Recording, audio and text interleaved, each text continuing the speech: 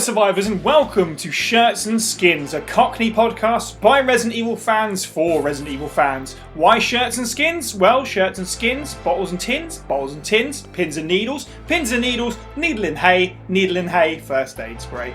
This is First Aid Spray bonus episode 3, and in this edition we'll be focusing on the 2012 comedy film Cockneys vs. Zombies. My name is Cyniac, you can just call me Cy, and joining me on the panel this week, take a butcher's hook at this. Oh my god, it's boy wonder Adam Russell Reeves. You're a flipping genius. That was majestic. Thank you. This is the highlight of the show for me, just doing the stupid stuff at the beginning. Yes, it is. You're almost a dual Reg Varney. It's Fire Button Steve Valance. Hello, everybody. The subject of this bonus episode, like all others, was voted on by our Patreon backers. Support the show now to not only keep us afloat, but also to create new content, select what that content is, and hear it before everyone else. Tiers begin at $1 a month. Check out patreon.com/FA-SPRAY-POD for the full breakdown. So, rolling right into this one, you guys voted on our versus Zombies poll for Cockneys versus Zombies. Went up against Bigfoot versus Zombies, which got no votes, and Pro Wrestlers versus Zombies, which it won out against by a solid 20-something% or so. So we have watched the film. We're going to talk about it now. As I previously said, it was released in 2012. We always talk about Rotten Tomatoes and that kind of thing when we do the Resi films. So again, accurately to put it here, it's a 76% approval rating on Rotten Tomatoes, which is much higher than any Resident Evil film. Shock. And obviously this film was made in the wake of the versus zombie films that all kind of came out around the same time. I thought originally, it's off the back of sort of like Shaun of the Dead kind of brought back zombies in a, maybe not zombies in a comedy way, but comedies that happen to feature zombies. And loads of films sort of springboarded off of it. But Shaun of the Dead was 2004, so this is a good 8 years later. So I don't know what to make of that one, just to start off with. Do you guys feel like this came really late, considering the sort of popularity of what was going on, or? Well, it's just as you were looking up that information, I had a quick Google myself, and smack in between these two paragons, these mountains of media, Shaun of the Dead and what's the film again? Cockneys versus Zombies. Right, yeah. There is Dead Set in 2008, which is also a British horror comedy zombie. Admittedly, it's a TV show. Right, that's true. Right in the middle. That's true. It's very good as well. I remember gets that the being key very thumbs up. competent. You don't remember it being competent? I remember Dead Set being very competent. Oh, right, yeah. I was going to say, I remember enjoying it when it was on. It's not something I've ever gone back to, but it was a cool idea for sure. Perhaps it's just kind of a sustained interest until, the point where we've all gotten a bit zombie. Well, like I say, we all got zombie fatigue, but then The Walking Dead came out shortly after this, and, it's just gone on and on and on and on. Nonetheless, we're not here to talk about Walking Dead. We're here to talk about what's the name of the film, Cockneys versus Zombies. Not really totally sure where to start with this one, so set up for the film's story, I suppose we'll talk about the story first. Is that a couple of builders on a site in East End, London, discover the tomb of Charles II, and inside there is a shambling corpse. Zombie infection begins to spread. Meanwhile, two brothers are attempting to rob a bank in order to raise funds for a retirement home that their former gangster, we can assume, granddad, resides in, which is kind of due for demolition. It's kind of a tired trope, the whole, we've got to save the city town centre thing from the evil government that want to knock it down and put some flats there instead, and all that business. But I felt personally like, in terms of a setup for this film, all that kind of worked for me.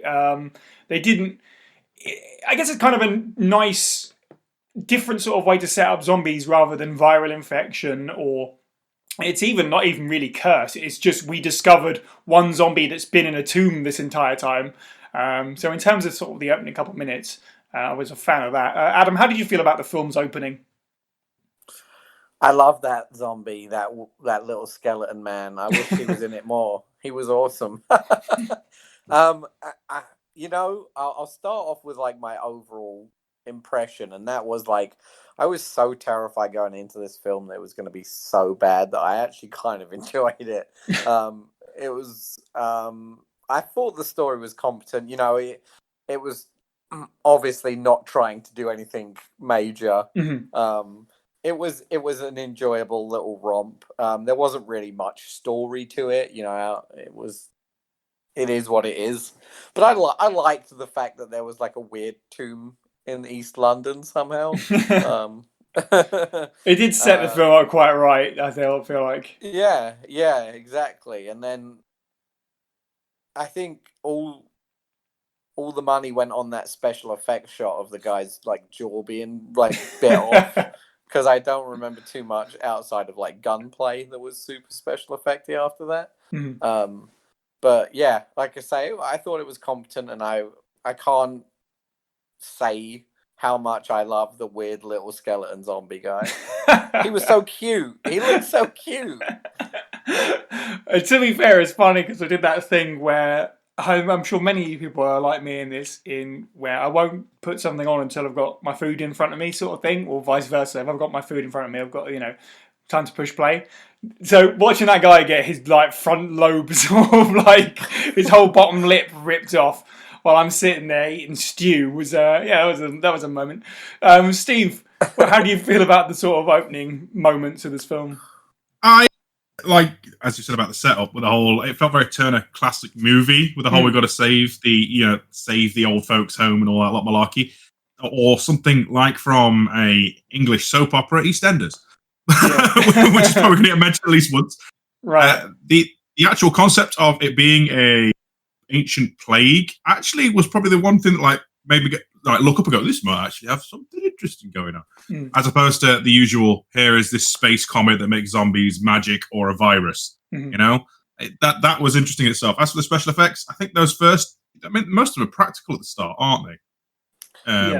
I think not all CGI stuff. I mean, obviously, the CGI is, like Adam said, mostly for the guns later. But overall, I wasn't at the point where I'm writing the movie off, if that helps. Like my general, the opening and setup was okay, if a little bit like tortoise paced, Right. But I guess that's how these films go. I've never watched a with zombies film before, or versus zombies film. Yeah, same. Right.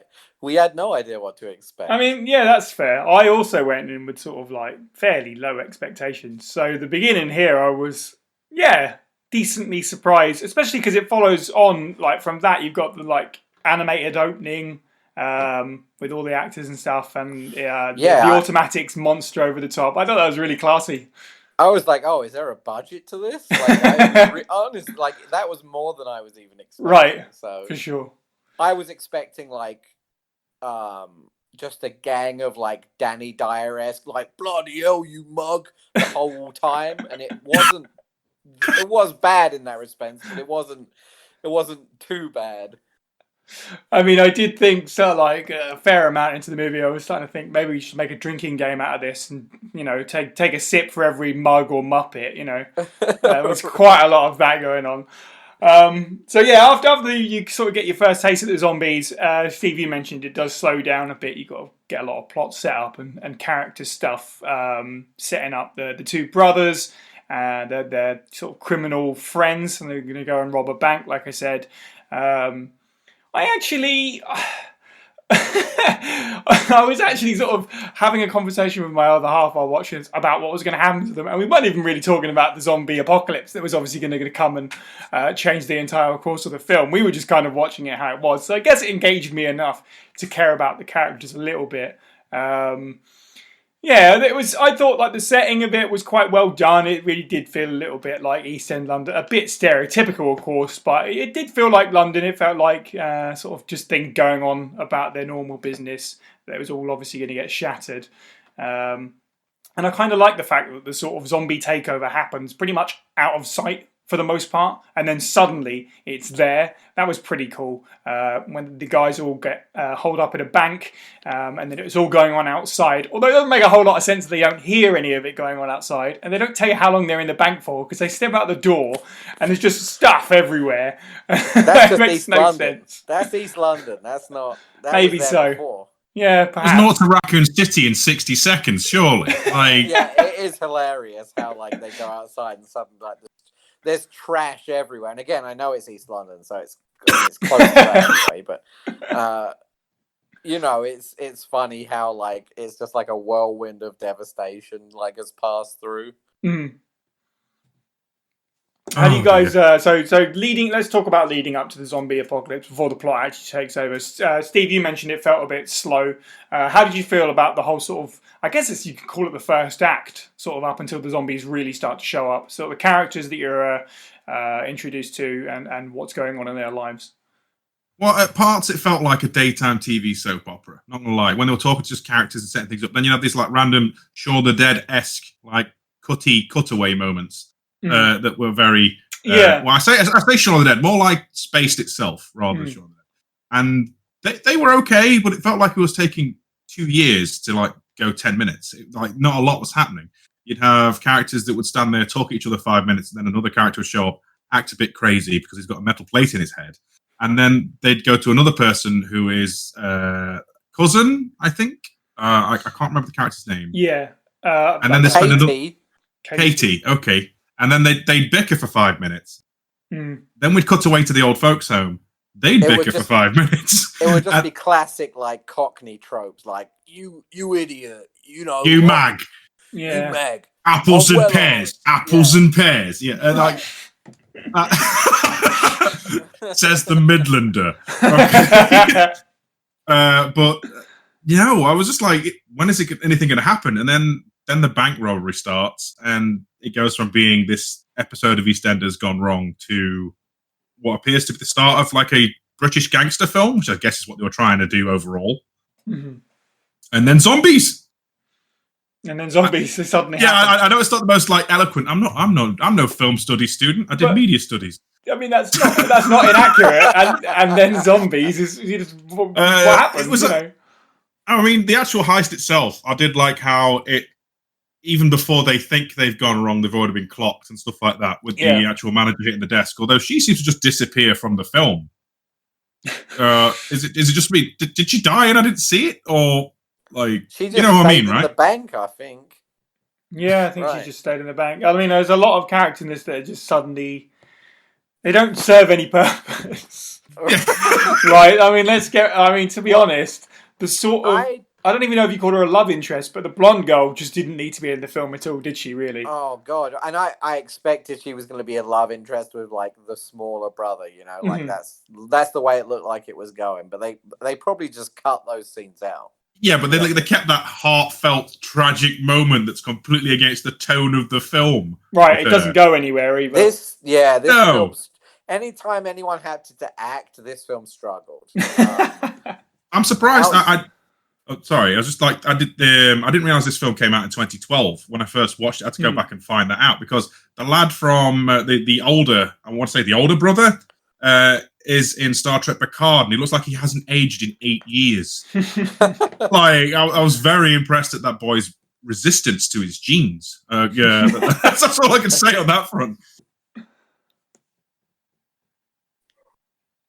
I just you also hit on something else that you were talking about, sort of like the flashbacks and stuff, and it felt like everything was going 1 minute at a time rather than really picking up pace. And I think, it's very easy to compare this film to Shaun of the Dead, right? And it's not fair on it because Shaun of the Dead is, one of the greatest. But the difference between it is that it doesn't contain every single second of gold. They don't use every minute wisely, and that's what you're saying. They're all having just regular, normal conversations, and you are just sort of like, okay, get on with it. Whereas I feel like films like Shaun of the Dead, they're using every frame to do something, tell a joke, bring a character forward slightly. Whereas, you've got entire arcs like The Blonde Girl, which are just meaningless for one thing. I think it's just a director that doesn't really know how to direct. Yeah. Without being brutal. Without being brutal. I know. Because it's a serviceable film, but like there is a school of direction where you don't really get too much wasted time, and you understand that films don't have, these types of films don't have, for the most part, regular conversation. You know, you don't see actors doing day-to-day stuff normally, unless it's for comedic effect, which Shaun of the Dead does like really well. But yeah, I think that's what it comes down to is artistic direction. Do we know of the director's other bodies of work? Just out of curiosity. I will look it up now. What I I will was say say, is, I went in completely blind on this one. yes, I didn't know tried when to it was do the filmed. same, and I did a bit of an IMDb afterwards, but I didn't look at the director, so I'll look it up now. I know that when I sort of was putting stuff together for this, it doesn't necessarily mean anything, but he doesn't have his own Wikipedia page. Let's put it that way. Okay. But let me see what IMDb says about the director. It's Matthias Hoheney. I'm going to say it wrong. So he's not. He's still working, but it's nothing I've ever heard of. Talking more Turner Classics movies and like DVD direct to kind of things. It looks like that kind of thing. There's a few things here. Most of the stuff on IMDb doesn't even have like a picture to go with it. Let's put it that way. One of them is the music video for Sabaton's Bismarck, which is a bit strange. He's done a lot of commercials by the look of it. Right, okay, fair enough. I think, to be fair, there's some elements there to pay him a kindness, and we were talking about practical effects and stuff like that. In terms of the way the film looks, they definitely did a pretty good job with that. There was a few moments, like there's so many zombie films and so many things have been done that this film, I'm actually surprised there was a few moments in there that I've never seen been done like that before. So the one I wanted to say that too. There was a couple of things that I actually really enjoyed. The one talking like effect-wise that I like was the zombie who had his head twisted all the way around and then pulled off. Yeah, like right 180 degrees with the head pointing backwards. I thought that was pretty funny. That was good. I really liked they were trying to shoot that guy in the head and he had the metal plate in his head. Yes, that was really clever.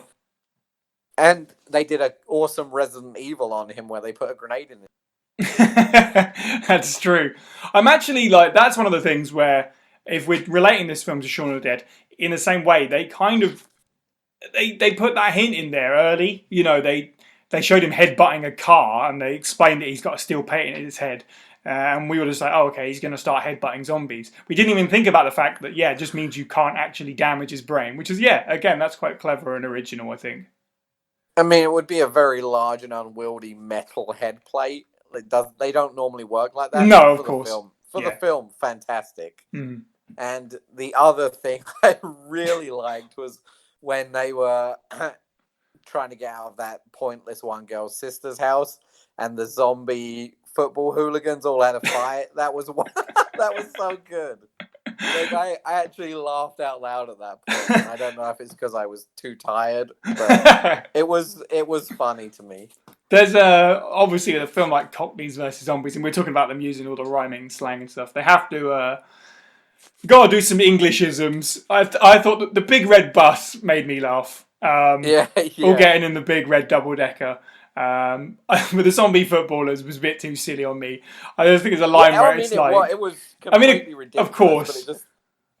I think personally for me though, I don't want to keep going in Shaun of the Dead, but like the zombies being silly in that film is a very subtle thing. The one in this film that they got really good was the sort of building foreman or whatever he was still had a clipboard when he came back as a zombie. That's small and funny. I don't like seeing zombies like doing stupid things. Yeah, for sure. Yeah. I mean, I get it. It just made me laugh. Oh, it's dumb as hell. Steve, any particular standout zombie-related moments for you? I really like the fact they made them seem crap and made the point of them being crap. Like the characters know they're a bit rubbish, as zombies aren't too much of a threat. They they're so slow and dumb, as if they could just outmaneuver them. And they still obviously get their comeuppance of assuming that these shambling corpses of the undead are not to be trifled with. But they still kind of come across as goofy and fun, like Shaun of the Dead reference number 776, but they are the same caliber of just zombies that are goofy, which I do feel appreciate. Like they were still terrifying in Shaun of the Dead, though. Oh, I don't know. Like, I mean, the football hooligan zombie in that kicks balls at Simon Pegg and all the rest of it. I mean, yeah, that's true. But there was still like a level of like scariness to those zombies, whereas this one wasn't scary. Let's give a minute to respect that chase scene as well with the guy in the walker. Right. That was amazing. That's my favourite moment of the whole film, easily. Like from Dad's Army, the actor. I'm sure it is. I don't know. I'm not sure about that one. Not the Britishism there, everybody. Dad's Army was a sitcom from the 70s. So he's a very old actor now. Yeah. If so, I know that actor, this is his last credit. He passed away shortly after. Oh, Jesus. Yeah, so this is one hell of a way to stamp out your career. But let's be honest, that's such a good moment. I can't believe I've never seen that in a film. An OAP on a Zimmer frame being chased by a zombie and they're moving exactly the same speed. I just it was so funny. See, that's an example of it being silly without sort of, reducing the zombies' threat. Not that they were particularly threatening in this at times either, really, compared to Shaun of the Dead. But I thought that was very well done. In terms of the cast, I know we're all over the place, and that's just the way it's going to go. In terms of the cast, though, you're talking about that Honor Blackman is in this film. It's her last appearance as well. She plays the female OAP sort of love interest for the two boys' granddad. Most famous, quote unquote. Right. Most famous for playing Pussy Galore in the Bond films. Oh, wow. Yeah. That was her, obviously, amongst all the rest of the cast. You mentioned one of the brothers is in Star Trek Picard now, and he also is in Penny Dreadful since, so that's good for him. And the other brother has gone on to provide voiceover for Xenoblade Chronicles 2 and the lead character of Dragon Quest XI, as it turns out. Oh! Jesus. Obviously, making gangbusters. The two most recognisable actors in it, depending on where you're coming from. Michelle Ryan plays the cousin. She was from EastEnders. EastEnders, so very obviously ingrained in that sort of East End spirit that the film's going for. And Alan Ford, as the granddad, starred in films like Lock, Stock and Snatch. I think the role was basically written for him, or when he was handed it, he was like, "This has been written for me," It probably came off the back of Snatch. Right, yeah, basically. And there's a lot of that sort of that DNA in there, especially in that early stuff we were talking about where it's trying to be a gangster film. Even some of the sort of like cutaway sort of gags kind of reminded me of that sort of humour. Like the guy putting the gun on the counter and having it swiped off him by the store clerk kind of reminded me of those sort of films. Yeah. So talking about the cast of it before we move on, any particular shout outs of greatness or terribleness? Steve, anyone stand out to you in this one? Standouts acting wise, I kind of wish Grandad had more scenes and was more the central character, because every time he was on screen, I was actually invested and interested. Yeah, like with the young ne'er-do-wells, I kind of got bored after they were in that shed warehouse place. And unfortunately for Grandad, he spends most of it locked up in a kitchen. There was really enough for him to do.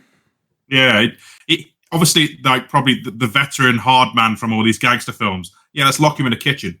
That's a good plan. Right. The only other thing to counterbalance that, I'm not one for special effects. I'm not mad like going, they're good, they're bad, but the guns look like they're from some kind of YouTube video, the way they were doing. Because there was no recoil, it was just flashes. Right. I'm like, I've seen Freddie Wong and stuff like people on YouTube do better than that. Yeah. Some of them had recall when the actor did an obvious, like, that was what I wanted to bring up, the horrible, like, shot, like, the way they would have, like, jerk their arms around, like, obviously being told, like, that gun's got recoil. Whereas this, like, machine gun apparently doesn't have any recoil because your arms don't even shake when you fire it. Yeah.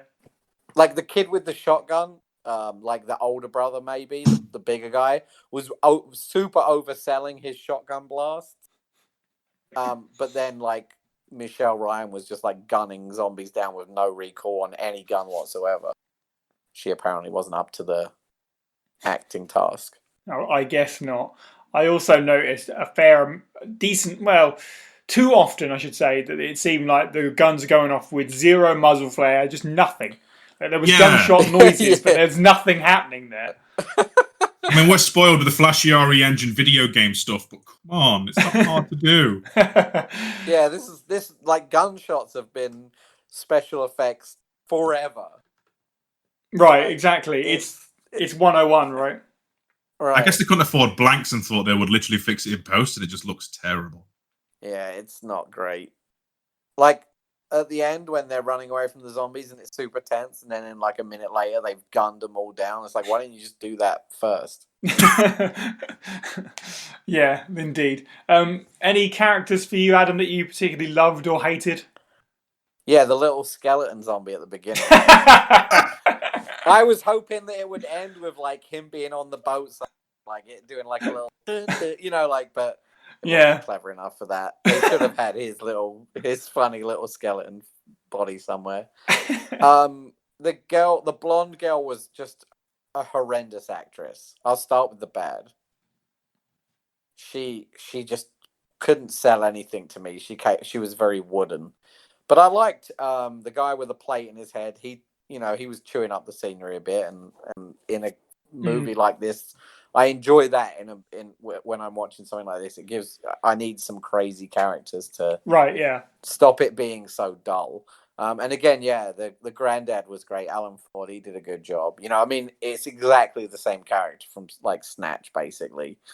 Ultra Cockney granddad, basically. But yeah, I mean, those were my standouts. Other than that, it was fine. Yeah, I agree. You After the crazy Mickey, mental Mickey, or whatever his name was, died, the film sort of lost some edge.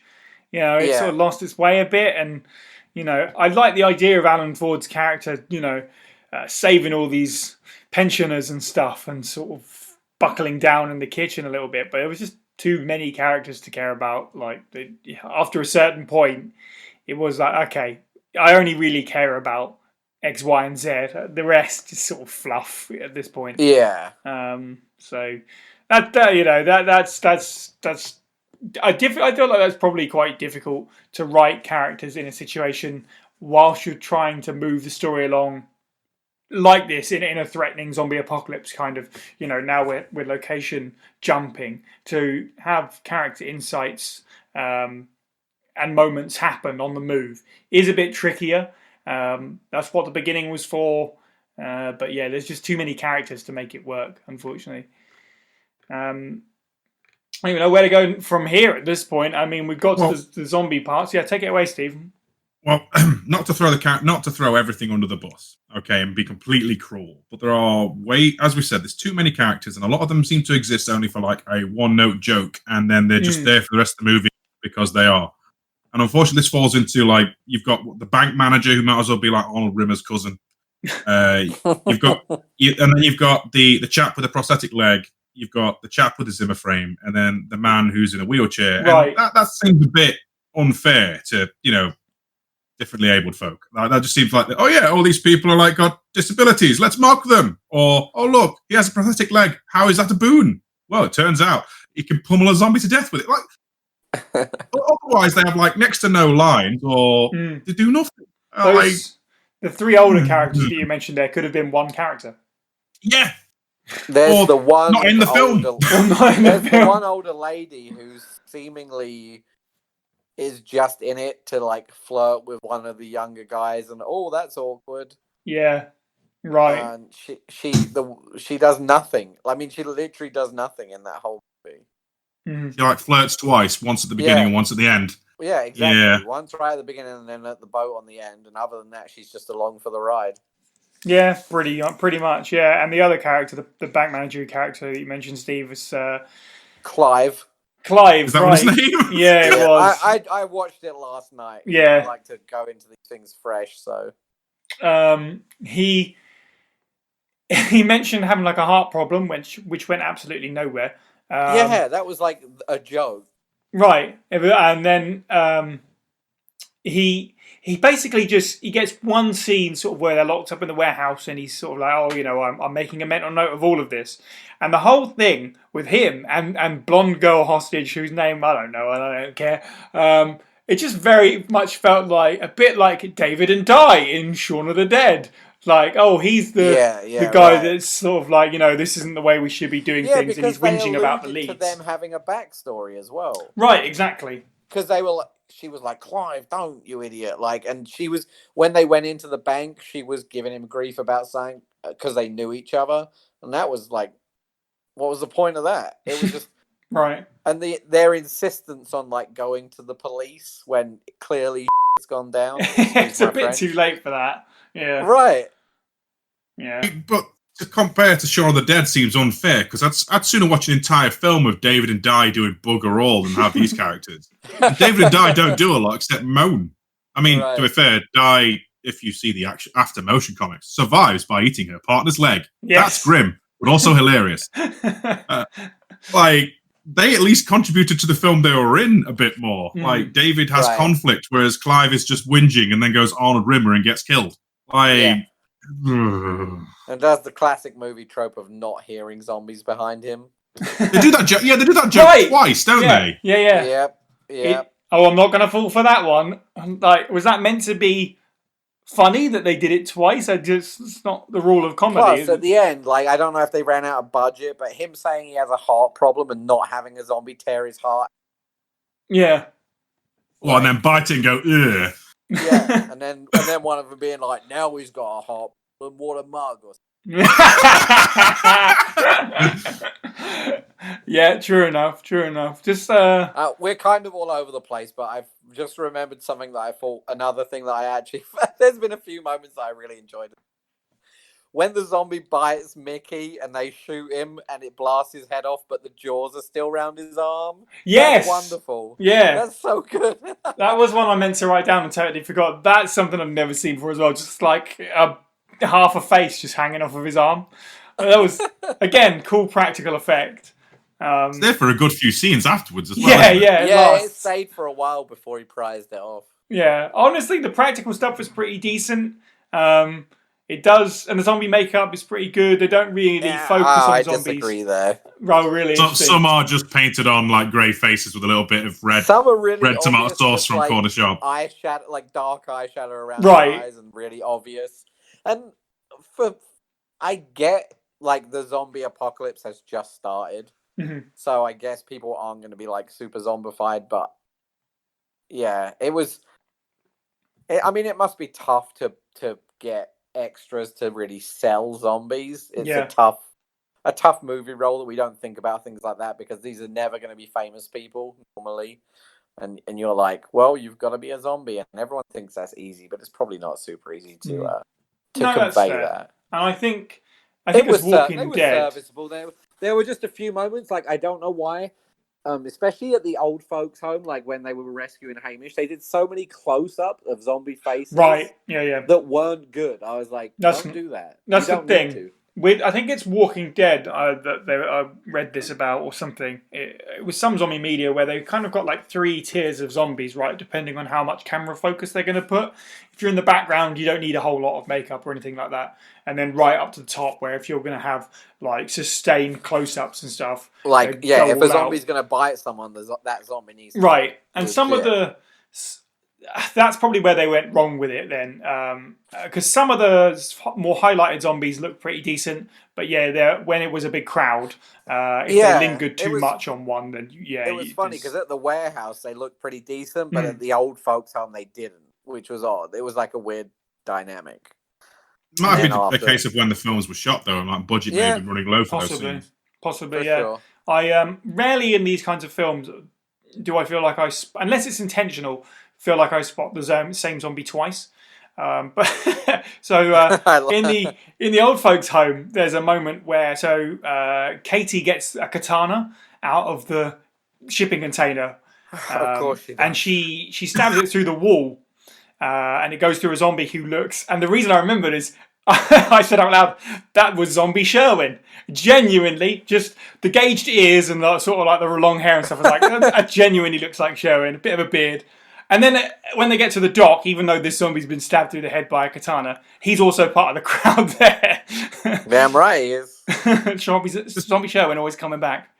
So I want to check in with Sherwin and see if they have any old acting history doing as an extra. I'll ask. I'll drop the picture into him. I did take a screen cap. Nice. I'm a bit busy doing the B03 board game right now, Si, but yes, it turns out I was in this film. I'm sorry. I mean, So very sorry. I did have a browser Wait with for the Facebook. Cockneys versus Zombies Resident Evil 3, the board game. I did have a browser with Facebook, and there's a lot of photos of him dressed up as a zombie, so I think it might be a career thing for him. Oh dear. Oh jeez. So the only other like major note that I've got, especially in terms of like cast and stuff, is a nice cameo from. I can't believe this is real. So the credits roll, and there's an original knees up kind of Cockney tune, rock knee as they call the genre. And I, Oh god, I waited through the credits to see genuinely who it was, and it's credited as Hodges and Peacock, which is the surnames of Chaz and Dave. So this is either a Chaz and Dave cover band or the genuine Chaz and Dave recorded a song for Zombies versus Cockneys, which seems actually genuinely likely. I could believe that. I could 100% believe that. It really did sound like them, but I'm not an expert on sort of like Rockney, so I don't know. were they not the two people in the old folks' home doing the song when they were all dancing before the invasion? Oh, it could have been. Ah. Because I just thought that was Chaz and Dave. All of our American listeners I just have no idea. A Chaz and Dave. Do you Get want on that Google. What's a mug? Right. I mean, there was a few Cockney rhyming slangs where I was like, you know, if you weren't from the UK, you'd have absolutely no idea. I am from the UK and I hardly had an idea. Fair. That's fair. I don't see them credited, unfortunately, on IMDb. So. Maybe not. I mean, I was just like, of all the things I could believe they would do, that would be it. Right. I mean, although the song is called Rockney versus Zombies. I think. I don't know. Maybe. I don't even know. But that's a thing. So if it's real, well, you know, props to you for getting Chaz and Dave on your soundtrack, I guess. What a get. English music legends. I am surprised they didn't do a sweeping pan out on the Thames with just dish, dish, dish, dish, dish, dish, you know, because that would have been perfect. I mean, you even had a lady from EastEnders on it. I kind of, when Adam mentioned Dead Set at the beginning of this, I actually kind of wondered, this would actually have been better if it was like a TV special that started off as an EastEnders episode. And then like a Halloween special. Right, like House of Horror for The Simpsons. Yeah, it's a non-canon zombie special. Then you could get your Danny Dyer in it, right? He's in EastEnders. Or he was. Oh, Dad, Grant! They're not really zombies! Let's go to the Queen Vic! I mean, 2012 must have been around, like, when was Danny Dyer's heyday? When was he in, like, all the horrible British stuff? He still is? Yeah. Is he? I don't, I mean, I hate him. I'm not really sure, to be honest. It's not my... it's not my cup of tea, but it's not your, Football Factory was Football Factory was 2004, so probably around then. But he was in a zombie film as well. In fact, I don't know if you guys have seen that one. He was in a few weird, like, Brit horror type films. Right? Yeah, that was around the same sort of time, actually, as it turns out. Doghouse is the zombie film he's in, 2009. Was it like Dog Soldiers? Oh, no, it's... Man, we are so off topic, but that's okay because I don't think there's any film left to talk about, right? So Doghouse is, the general setup is a bunch of guys go on a sort of like bachelor's party to a tiny village, and all the zombies are women. No, they don't. It's not even a bachelor's party. I beg my pardon. It's to help one of the guys get over a divorce. So they go to a village full of female zombies, and they just beat the crap out of female zombies. It's probably not the best film ever made. Sounds a bit grim. It's a bit of a weird tone, but I mean, it's a Danny Dyer film, so what do you expect? I mean, I'm not sure. Has anyone else got any way they want to pick apart Cockneys versus Zombies anymore? The opening titles were nice. The opening titles were good. I mean, we've already said that. I think the choice of Monster is a bit of a dating song now because it's in most adverts on UK TV now. Mm-hmm. I have some trivia for the IMDb. Go for it. The opening scene at the construction site was shot on the first day of filming. Wow, that's so exciting. I don't even know how that's trivia. Do we know what the film's budget was? Can we find that out? Because I feel like that's how I'm going to have to aggregate my score. Here we go. Well, this isn't budget-wise, but the character of Ray was specifically written for Alan. So yes, there you go. That was the pension home was robbed a week before shooting the film. Lovely. How nice were the pensioners? How East End.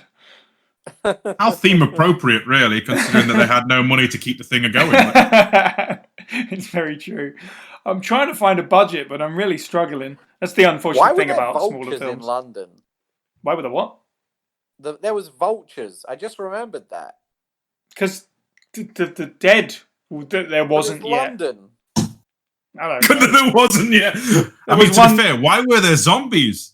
Why was there anything in this film when we could have stayed in and watched Shaun of the Dead? Apparently, that's the moral of the podcast. I mean, it's true. Do you guys just want to review Shaun of the Dead now? It's Cockneys versus Zombies budget, 2.25 million, which for a film, like a 90-minute film, is not really that much.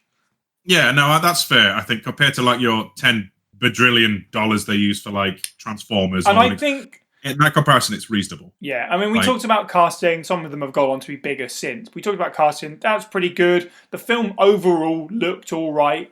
The locations were fine. So in terms of spending that budget, Chaz and Dave, they did all right. I mean, they obviously had a relevant to the time music, which would have been not cheap. They also had a relevant at the time actor who was fairly big in the gangster movies, you say? Yeah. That alone is probably going to run your budget up a fair bit. And then you have sets that are locations they've had to seal off, plus all the other actors. I can actually say they did manage their budget well, considering. Although their CGI is still crap. Right. Are we going to talk about the one zombie head with the garden shears or whatever they were? What was that? I was expecting that to be more fun. It just kind of drew out. I was hoping it would just be a quick head chop off. Yeah. But it wasn't. His head didn't even come off. His head didn't come off. And it's on the sort of posters and stuff like that. So you kind of figured that would be, a cool moment or an ongoing thing. But no, it's just a weird moment where it sort of strangles a zombie to death.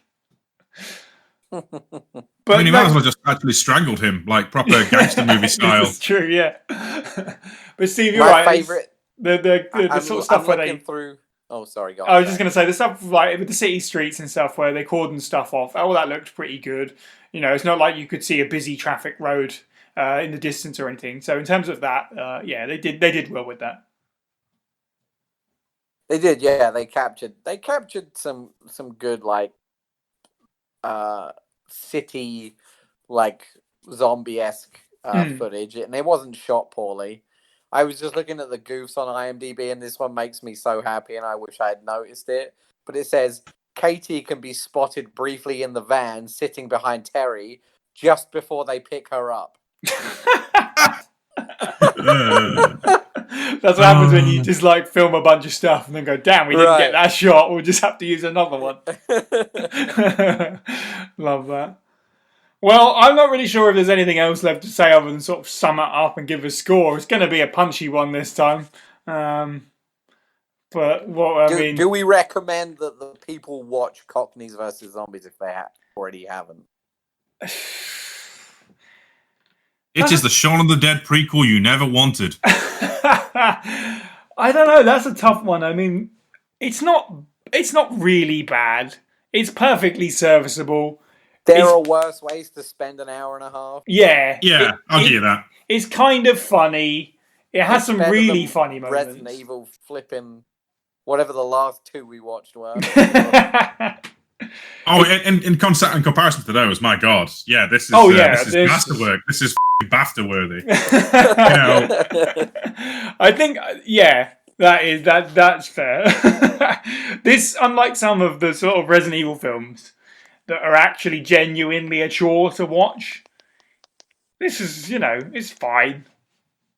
I won't watch it again, but I'm not going to say I wasted my time. Yeah, this is true.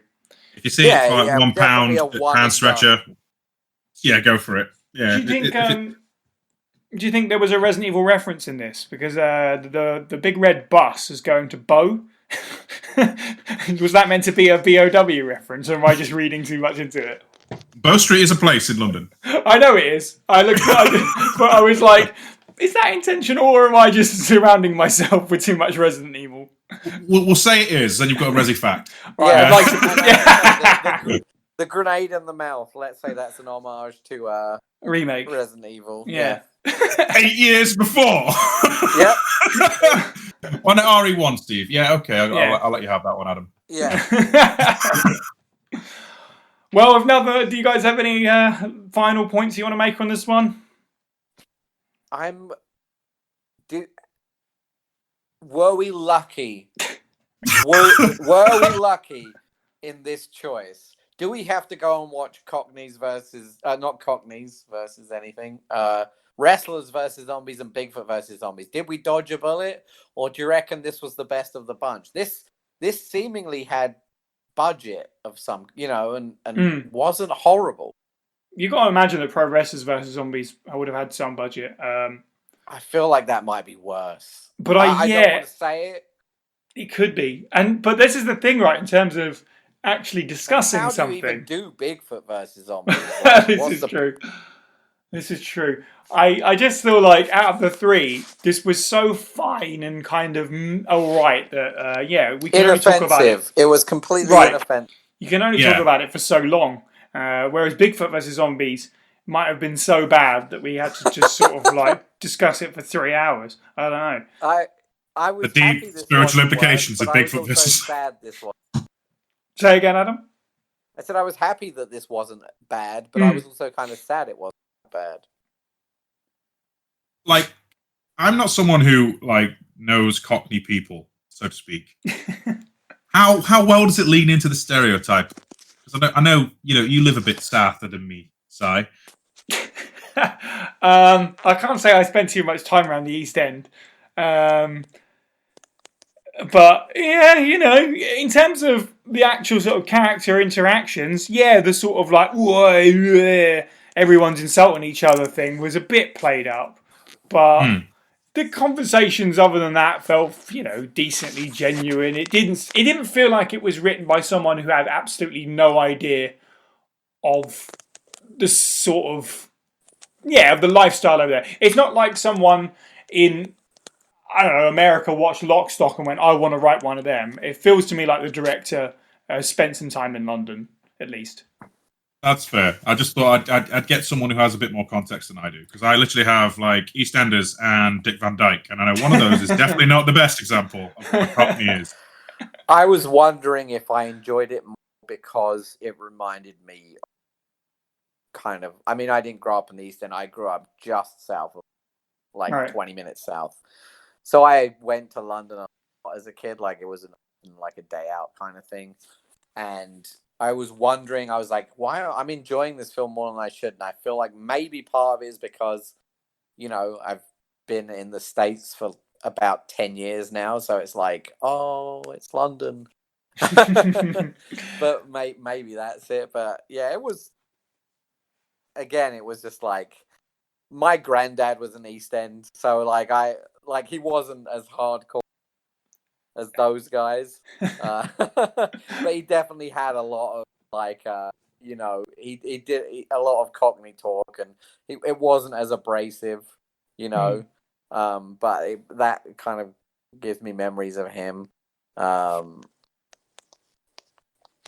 yeah, I found it a very inoffensive film. It was not great, but it was, like I say, worst ways you can spend an hour and a half. Yeah, I don't think we can sum it up any better than that. And I think that's a really nice, warm note to end on, in fact. Yeah.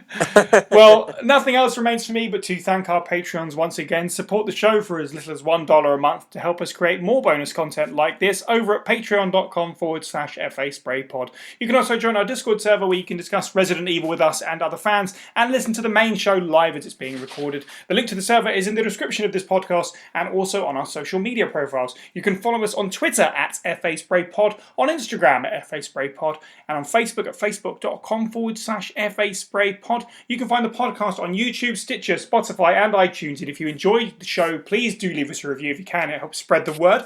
We've got a little bit of a sort of backlog of bonus episodes to get through now, so this one wasn't necessarily the high standards. Look forward to us. I mean, it was a bit of a mess, let's face it. But we'll be talking about Dead Space next, so that's going to be more. Yeah. Make us whole again. Sorry. It just snuck out. I don't know where that came from. And not Dead Space Downfall, the subpar. Oh, in comparison to Cockneys versus Zombies, this is like way better than Dead Space Downfall. Well, thank you to the panel. You can follow all of the Playboy people individually. I'm at Cyniac_123. Steve is at Firebutton Games. Adam is at AdVicker01. And finally, thank you for listening and have a good week.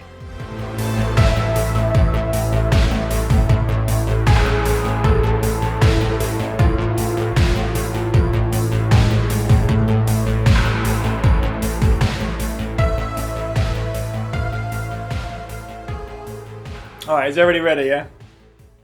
Ready as we can be. Quickest can opening ever, so I've got something to drink.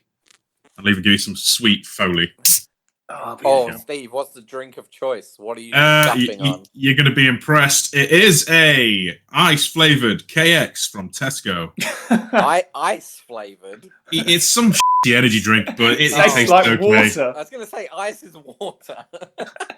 I'll give you. Hang on, the ingredients. Where are the ingredients? There we go. I'm also having an ice 100% water, but it's just water. Yeah. It has citric flavoring. Citric flavor. Okay. Esters of wood. What? What the f*** am I drinking? Maybe we should do an episode on that. Inositol. Inositol, esters of wood rosins, acacia gum, which I think is like a bit of sugar melted, basically. Guarana extract. I think that's probably the majority of the flavour. It tastes like Steve, ass. It's 4:00 in the afternoon. What are you doing to yourself? Yeah, Steve, you were up at like 7 or 8 this morning. Was that pre or post sleep? That was after sleep. You were up early then.